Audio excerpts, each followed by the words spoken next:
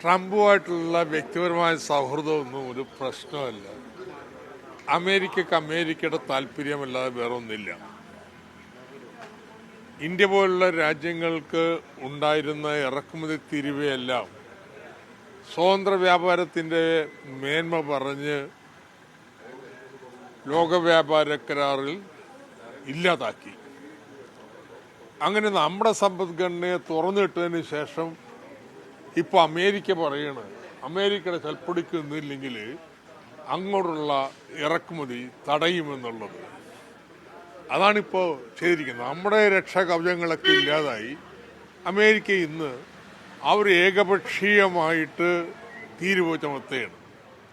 ഇപ്പം എന്താ ഇന്ത്യയുടെ തർക്കം? ഇന്ത്യയിൽ ഇന്നും ഭൂരിപക്ഷം ജനങ്ങൾ കാർഷിക മേഖലയെയാണ് ഉപജീവനം നടത്തുന്നത്. ഇത്രയേറെ ആളുകൾ ഒരു മേഖലയെ ആശ്രയിക്കുമ്പോൾ അതിന് സംരക്ഷണമാകാമെന്ന് ലോക വ്യാപാര കരാറിൽ തന്നെ ധാരണയുണ്ട്. ആ ധാരണയുടെ അടിസ്ഥാനത്തിലാണ് നമ്മൾ കാർഷിക വിഭവങ്ങൾക്ക് സംരക്ഷണം നൽകി വന്നിട്ടുള്ളത്. കാരണം എത്രയോ കോടി ആളുകളുടെ ഉപജീവനമാണ്.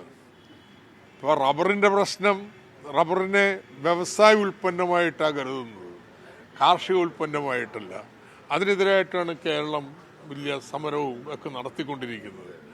അപ്പം നമുക്കിങ്ങനെ പരിമിതമായിട്ട് ഇത്ര കോടി ആളുകൾ ഉപജീവനം നടത്തുന്നത് കൊണ്ട് അതിനുള്ളൊരു സംരക്ഷണം അമേരിക്കയിലേക്ക് വില കുറച്ച് കയറ്റുമതി ചെയ്യാനൊന്നുമല്ല. ഇവിടുത്തെ ഗോതമ്പൊന്നും അങ്ങോട്ട് പോകത്തില്ല. നമ്മുടെ നാട്ടിലെ കൃഷിക്കാരെ സംരക്ഷിക്കാൻ വേണ്ടി ഉണ്ടാക്കിയതാണ്.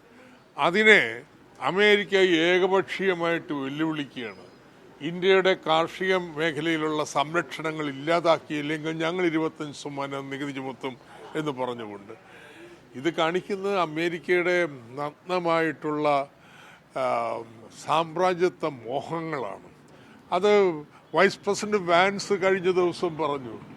അദ്ദേഹം ഒരു പ്രസംഗത്തിൽ പറയാണ്, ഞങ്ങൾ ഈ ലോക വ്യാപാര കരാറിനൊക്കെ സംബന്ധിച്ചപ്പോൾ ഞങ്ങൾ ചിന്തിച്ചത് അമേരിക്ക മത്സരിച്ച് മുന്നേറുമെന്നാണ്. എന്നാൽ അമേരിക്ക പുറകോട്ട് പോവുകയാണ് ചെയ്തത്. അതിന് ഞങ്ങൾ ഇനി അനുവദിക്കാൻ പോകുന്നില്ല എന്ന് നഗ്നമായിട്ട് അദ്ദേഹം, പച്ചയായിട്ട് അദ്ദേഹം തുറന്നു പറഞ്ഞു. അപ്പോൾ യഥാർത്ഥ പ്രശ്നം ഇതാണ്. യഥാർത്ഥ പ്രശ്നം ആഗോള സാമ്പത്തിക ഘടനയിൽ അമേരിക്കൻ സാമ്രാജ്യത്വം ക്ഷീണിച്ചുകൊണ്ടിരിക്കുക, നന്നായിക്കൊണ്ടിരിക്കുകയല്ല. അപ്പോൾ രണ്ടും കൽപ്പിച്ച് അമേരിക്ക പഴയതുപോലെ വില്ലനാക്കാൻ വേണ്ടിയിട്ട്, മഹാനാക്കാൻ വേണ്ടിയിട്ട് അവിടെ ട്രംപ് ഇറങ്ങിയിരിക്കുകയാണ്. അത് ഫലവത്താവാൻ പോകുന്നില്ല. ലോകത്തോട് മുഴുവനും അമേരിക്ക യുദ്ധം പ്രഖ്യാപിച്ചിരിക്കുകയാണ്.